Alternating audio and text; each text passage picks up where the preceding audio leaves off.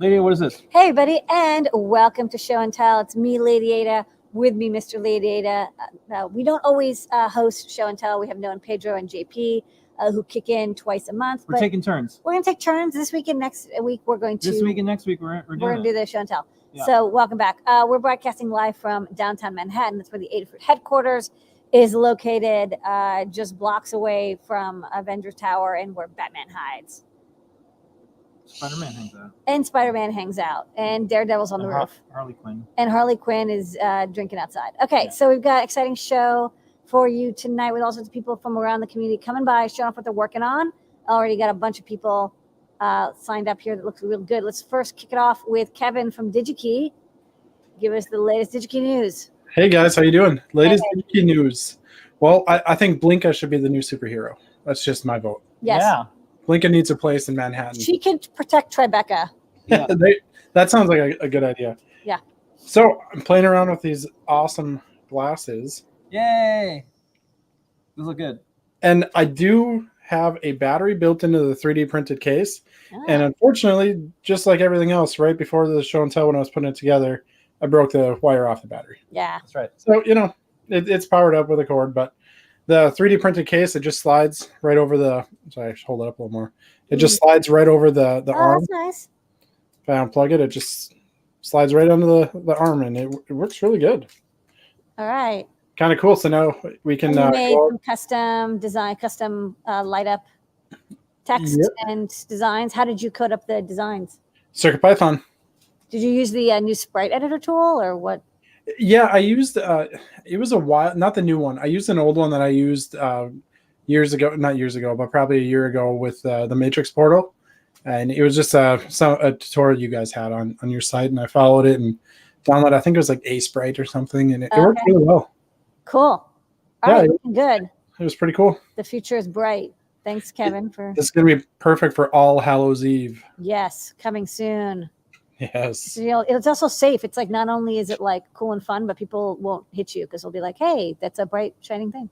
Yeah, exactly. It's multi-use glasses. Yeah. All right. And then Hug Report. We do those instead of bug reports at Adafruit at our weekly meeting. But Hug Report to everyone at Digi-Key and whoever helped out, the KeyCAD folks. There was an open source conflict. Someone left the project, registered a domain or whatever, but Digi-Key stepped in and I think donated a domain name. So thank you, anyone whoever did that there. Thank you. That was nice. Yeah. Fast fingers. Thank you to whoever did that at Digi-Key. I agree. Yeah, I know. Someone did. Who knows? I don't know who it was, but thank you to whoever that was. Yeah. So we'll find out and let them know. Yeah. All right. Cool. Well, thank you All so right, much, thanks, Kevin. All right. Take care. Thanks, guys. All right. Next up, you want to go to Scott's? Yeah, we're gonna go to Magical Scott. Computer. Scott is gonna do the ultimate demo. Hello. Or not. So I've been working on the Raspberry Pi. Let me. Basically, what this is this is the REPL from CircuitPython on a Raspberry Pi 4 compute module. So I can do like 1+1, and I can do print. Hello world. This is what didn't work last week. The print.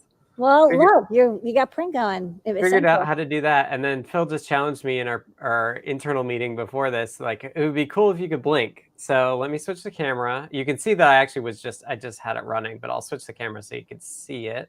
I like the true, false, true, false. You're like, okay, wait, did it really work? Did it really work? Back, forth, yeah. Yeah, so you should be able to see the hover cam. Yeah, Yeah. I'm gonna zoom in on this. Do you want me to add your screen too?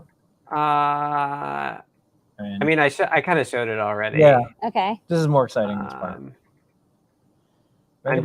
I'm hitting up in the REPL to do the for loop. Look at that! You did it. Yay! Look, that Blinky. LED is blinking. This is the most advanced, overpowered form of blink That's impressive.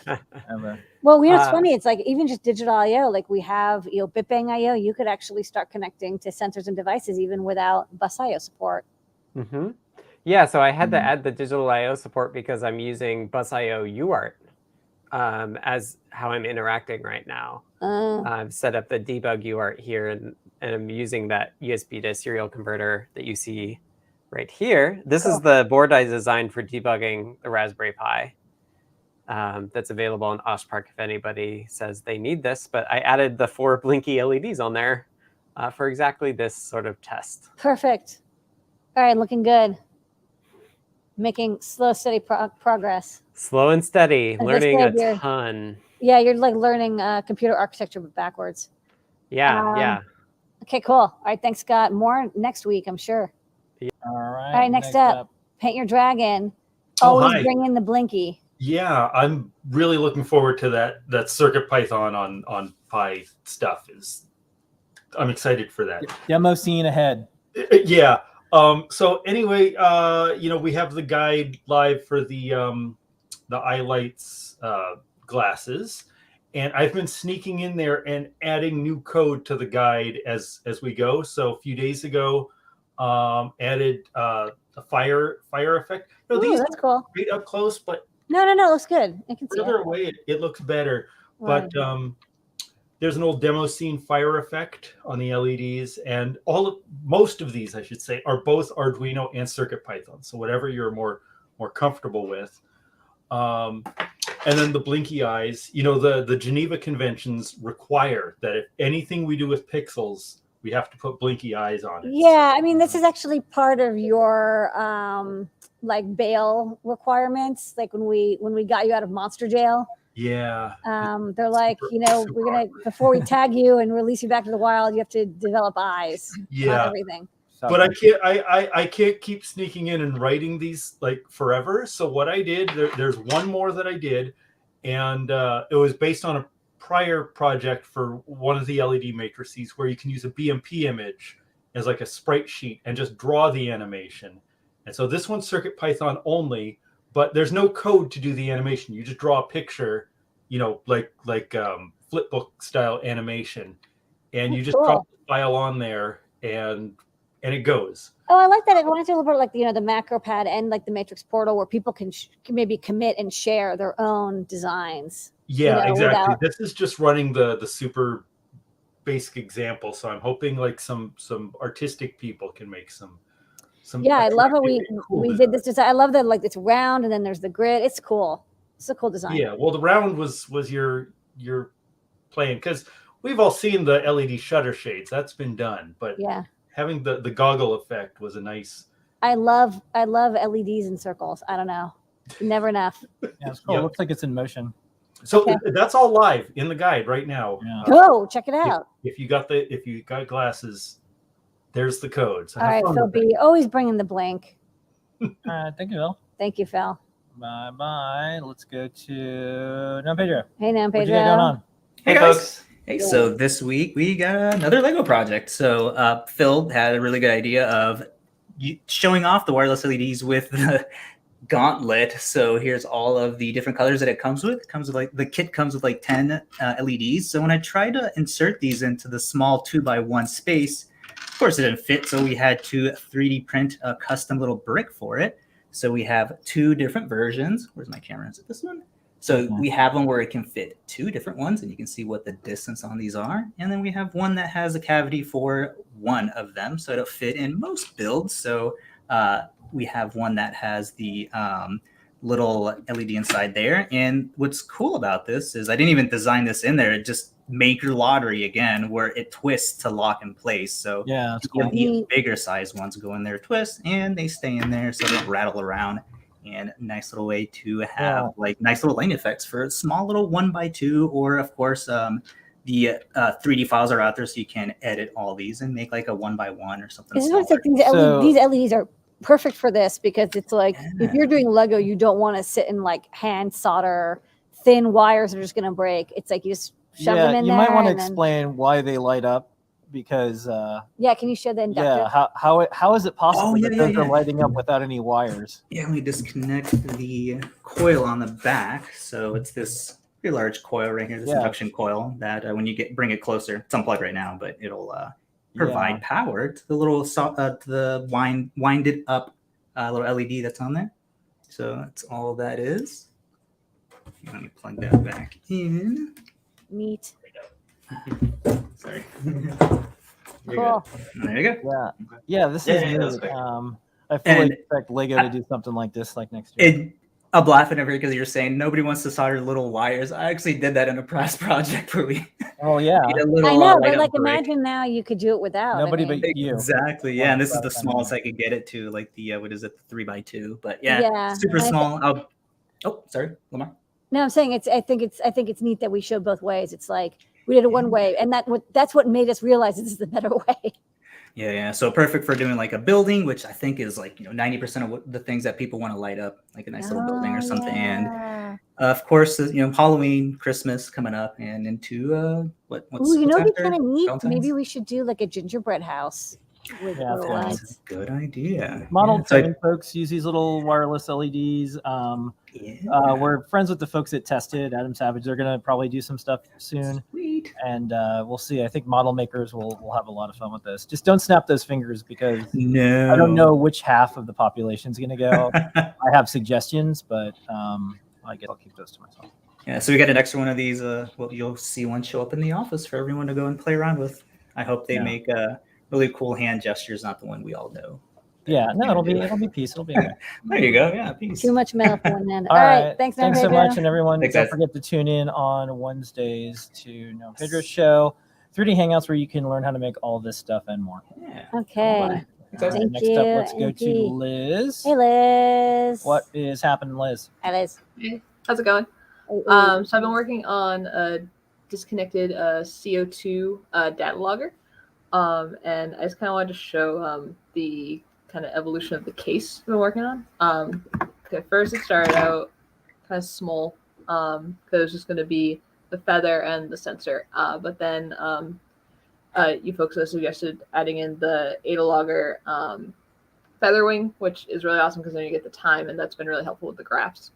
So then it grew to this kind of like traditional box, so you can mount the doubler in. But then as I was using it, I was realizing that was going to be a pain for folks and also me because you have to get the SD card out to get the data. So then the new version that I'm printing right now, it's going to be a double snap fit. So it'll have the lid with the sensor on top, but then it'll snap fit at the bottom so you can pop out the doubler to be able to get the SD card to be able to get your data. So that will be coming out soon. And I have been logging data in public places where I would not be able to connect to a network to otherwise log it. So that's Cool. Yeah, I think this is going to be really useful. There's going to be times people are like, I want to log data, but yeah, like the Wi-Fi is inconsistent, or you want to be like on a bicycle and like ride around the city and, measure air quality in the city. That's a popular project too. There was an article that said this year's back to school purchase is a CO2 sensor because parents wanted to send their kids to school with CO2 sensors to see what the air quality was, because you can kind of tell like, oh, wow, there's a lot of people here and that's not great for, infectious diseases. And I didn't get a chance to write this up. I'm going to still try to. Wouldn't it be neat if the schools decided to show kids how to build these? And that would be like part of like, hey, everybody, we're back and we're going to build like electronics and learn, Python. And then this is a useful thing. Anyways, we'll see how that goes. Maybe that's a future project.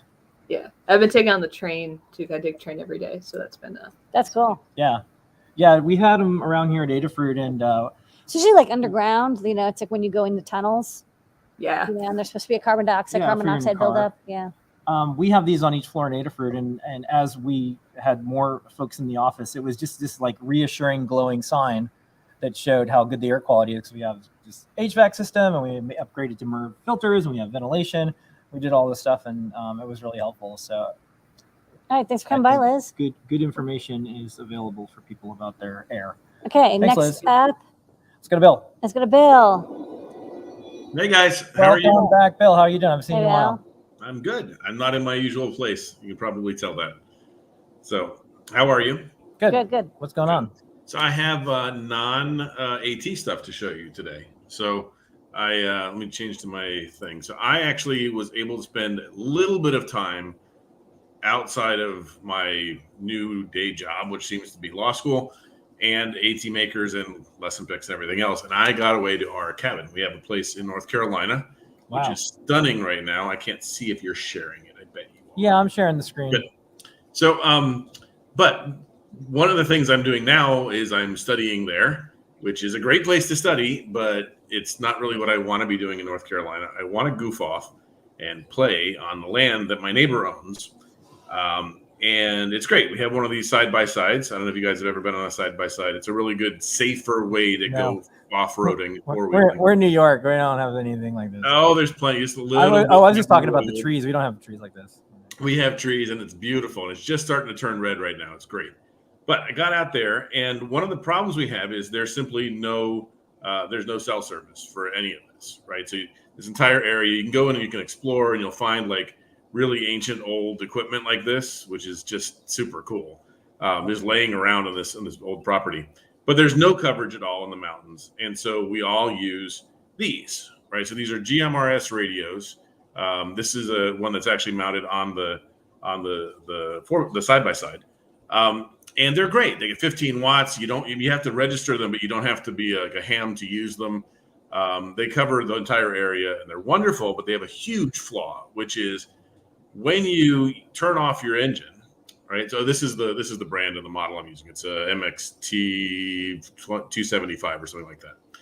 When you turn off your engine and then you turn it back on, it doesn't remember that it was on. So it doesn't start up again. So the minute you stop and get out and take a picture and get back in and drive away, you've lost your radio connection and everybody cannot reach you. It happens all the time, and it's really irritating. So I wanted to fix this. It's the biggest flaw in this entire radio is that one issue, and everybody knows it. So I made a really simple device, and I had all the spare parts that I needed to do it. So if you look, it has one of your UBECs down here. So that takes the 12 volts and gives me 5. It has a Trinket M0. It has one of these relay wings, which has the circuitry for driving the relay as well. And then underneath all this wiring mess, there's actually a little voltage divider. And what that lets me do is it lets me take the power always from the battery. So it's always on power from the battery. This uses very little current. I probably could make it go to like a deep sleep. I'll work on that, but it's really not a big deal. And what it does is it watches the accessory line. So when you turn it on, it stays on. Like you turn on the radio, it's on. And then when you turn off the ignition, it literally just starts counting down. And I have it set for about an hour, and it'll stay on for an hour afterwards. If you start up again, it starts counting up again. And all it does is it gives you a lag. It gives you a lag so that if you stop for a second, you're not going to lose your radio connection. And it seems like a really small thing, but it's an absolutely huge addition to what we're doing up there because we are able to stay in contact, which is huge. Yeah, if you keep turning the thing on and off, that's a pain. What's that? If you had to keep, and you just forget, you'd forget, and then when you forgot, you were screwed, right? Yeah. So if you forgot, you were out of contact. Somebody else has actually had a real issue, and they've been trying to get in touch with you because their 4-wheeler's on its side or whatever is going on. Yeah. And so it's actually a safety thing, but it also is something I've wanted to do for a year. And I finally got time to do it. So, and it was made easy. I probably could have done it with a 555. There's probably an easier way. Yeah. You did it the right way. One of the nice things is I did it in CircuitPython, which means I also can look at it and say, okay, not only do I want the lag, I also want to look at the voltage. And if it's gotten below 12 volts or if it's got below 11 volts, just turn it off then. I don't need it to kill my battery, right? And you can add a little bit of logic that changes how it's going to work. So yeah, I'm happy with it. The other cool thing is you could, depending on how you or what processor or whatever, you could also edit the code on the go. Yeah, you could. Sure. And in fact, if I had a Bluetooth on there, I could send out notifications. I was thinking about one thing. I was thinking about combining the fact that I have a relay and a UBEC, and if I had your CAN bus, it might actually be really useful on like a car. So I was thinking about putting together a wing that has basically the circuitry that's in your UBEC plus a 12-volt relay that works well on 12 volts and throw it onto one. All right. Well, come back and show us that project soon. I will probably do that. All right. Thanks, Bill. All right. Thanks very much, Bill.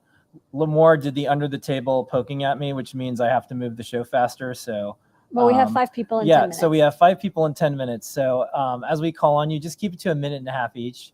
Otherwise, she'll keep hitting me underneath the table. Well, you poke me when I'm the one running it and we're behind. I don't recall that ever. Yeah. Okay. Okay, Michael, what's going on? 1.5 minutes. Yeah, so I'm actually working on a pretty cool like sculpture art project thing, and I'm just integrating some electronics into it. So yeah, let me switch my camera. So it's like this weird pyramid thing I'm making. Oh, yeah, my camera's laggy. But yeah, I'm gonna add like a printer and LEDs and stuff. The final design is gonna look like this, It's like and really it's gonna. cyberpunk. Sorry, what was that? It's like really cyberpunk. It's like from the future. This is like futuristic Stargate raw guy coming Yeah. down, and Yeah, and then cool. there's like an inside piece as well. That like the outside piece will go over the inside piece. And I actually have them printing right now in my university's art department makerspace right now. So Cool. it's pretty exciting stuff. This is like what the file actually looks like. This is kind of like how I design things. Like I just kind of have them laid out as like different pieces. Yeah. And then like figure it out. And I guess one cool thing, so I actually had a failed print of the bottom half, but the nice thing is like you can get more accurate measurements out of something like this, even if it's not a total loss. Yeah. So you can get a lot of like, it's this feedback loop. So it's pretty exciting stuff. But yeah, I'm gonna have like I have the time of flight sensor that you guys introduced the other week, this cool little thing. And like if someone's on the other side of the gallery, it'll like change colors, and then on the screen, which I have I'm gonna be using the I Spy screen. It'll be like wave for a fortune, and I hope to have it like print off a fortune with the this cool thermal printer thing, which I finally got it working. It took a bit to figure out how to get it working, but Well, you learned a lot. All right, Yeah. well, thank Cool. you, Michael. There's a secret section on our website, adafruit.com/thebigbuild. And there's an artist I really like that does circuit board art that reminds me a little bit of what you're working on. So check it out, adafruit.com/thebigbuild. It's just a gallery of photos and stuff, but no one knows sounds about it. good. I'll take a look at it. Thanks. Now everyone does. Thanks, Michael. All right, next All up, right, next up, Rick, keep it to a minute and a half. Take it away. I'll try. Yeah. Yeah. Anyway, finally got my first GitHub share up. It's under Rick Vogel at GitHub, RR Vogel. Cool. Anyway, let me share my screen here. Well, actually, I guess you can just see. Yeah, we can see that. Yeah. All right, so you got your controller. Arduino. This controls my HVAC system. Funny you Cool. mentioned it earlier. It and logs what it's doing. I've got a circuit that reads what it's doing, and then I've got relays that control a humidifier, a duct attached to the humidifier, a damper, and the damper to my room downstairs, so that I can keep it from getting too cold down here in the winter and the summer. Yay. Because I've got two systems, an upstairs, a middle floor, and a downstairs. The upstairs and middle floor are much bigger, and with the size of air conditioner I have, you can't run just the downstairs on it. It wouldn't work. Yeah. So I have to tap into one or the other. And this one tells me when one's running, if I need heating, it'll open it up. If I need cooling, it'll open up. Or if I don't, it'll shut it. Yeah. And More it efficient works heating with and Aura. cooling. Yeah. It's interesting. It's like heating and cooling of houses. So many houses are built so long ago. It's like they didn't have any intelligent control. So it's like you heat up the whole house or you cool the whole house. And if you have like It one doesn't door, work the way you want it to. That's the Yeah. problem. I'm I used freezing. to I'm do this, boiling. 20-something years I was in air conditioning, so I know a lot about it. yeah, we've gotten a lot of improvement. It's so much better now. But right. Yeah, I well, have- we were just getting to that when I left it and retired. But now it's a different story. And like I said, I've got that. Let's see if I share my screen here real quick.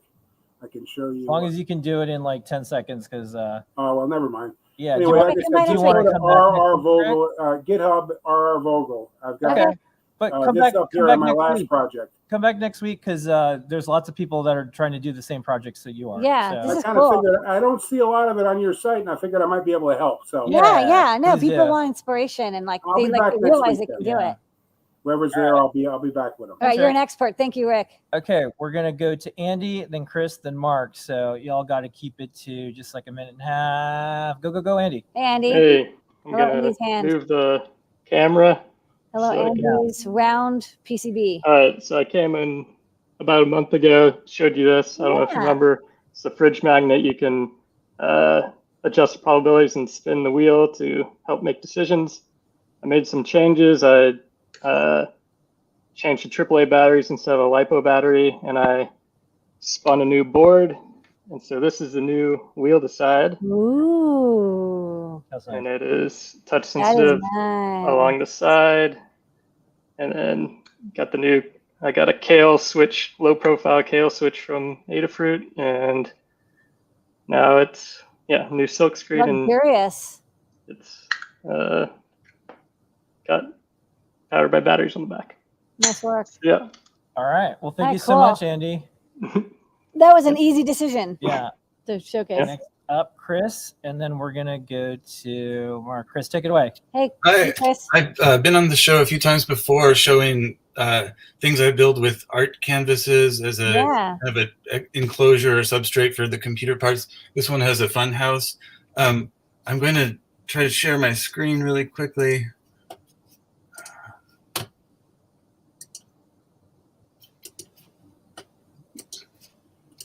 And so what I wanted to show is earlier this year, I started kind of a blog on Substack called Computers on Canvas. It's compucanvas.substack.com.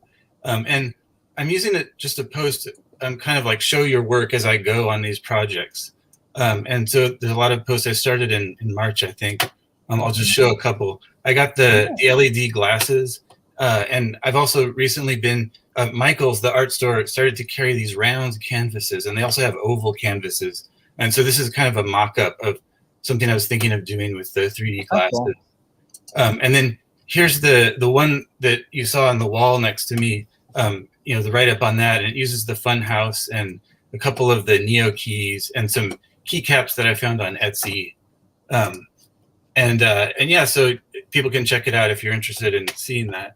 Oh, yeah, I like put it in the chat, and great stuff. We always, you know, tell folks, like, document what you're doing and have it somewhere. And then I like your combination of the round canvas, because that means someone can paint the background. They don't have to know electronics. They could just paint the canvas, and then they can work with someone who's doing stuff. I've been really enjoying using PLA instead of paint, so I've been printing a lot of parts, like the sky, and this one behind me is you know, all those stuff you see is PLA. Yeah. All right, Chris. Well, thanks for coming by, and drop that link in the chats, and maybe some folks will subscribe to your newsletter. Thank you. All right. Thank you, Christy. Last but not least, it's Mark. Play us out. I saw this in the thumbnail here. Yay. Yeah. So I picked up a pair of these glasses last week, and one thing that right away I noticed you couldn't do on CircuitPython was the text. You guys had it on Arduino. So I decided, let's see if we can get it going. For the smaller text, if you actually take just a 3x5, it displays all right. But then I tried to scale it up to what Paint Your Dragon did with actually making the canvas bigger and then downsampling it to get a better look. So after a while, it does work. The only problem with this is it's a lot slower. So I've learned something on the speed, and now I'm sort of been poking around to see, is this something that can fit in the core, and how would it work with there? But yeah, so far it's looking blinky. It's at least some progress on it. Yeah. I like the cool, like the dithering effect. It you know, it looks like it's like swirling. It's kind of like an interesting. Yeah, and when it goes quicker in Arduino, I like that effect better, because your brain can't, I guess, keep up with it quite the same. When it's at about 3 frames a second right now. It's a little bit more obvious, but I just we'll be basically looking at it too, so it'll, you know, we'll figure something out. Yeah, I was modifying the Python frame buffer. So there is the frame buffer for the RGB matrix in the core. So it likely can hook into there somehow. But this is where I got up to right before the show. So right on. We'll drop some links in the chat. I think some folks will want to poke at this too, if you want a hand as well. Yeah, I was talking about it in the CircuitPython dev. So cool. For sure. And I'll hopefully in the next day or two upload the test code that I've got. All right. Well, thanks for coming by, Mark. You're always doing cool stuff with our stuff that we don't expect, and that's exactly the point. So, all right. Well, we'll see everybody, and we'll see you probably next week too, Mark. Thanks. All right. Thanks, Mark. Thanks, everybody. Thanks for coming by. Finish right on time. Yeah, exactly on time. 8 o'clock. Gotta go. We'll see everybody on Ask an Engineer, and we'll see everybody next week. Gotta go. same time, same place, every Wednesday, 7:30 p.m. Eastern time. Thank you, everybody, for making this the best half an hour of our lives every single week. See you in like -1 minute. Yeah, we'll be on in a second.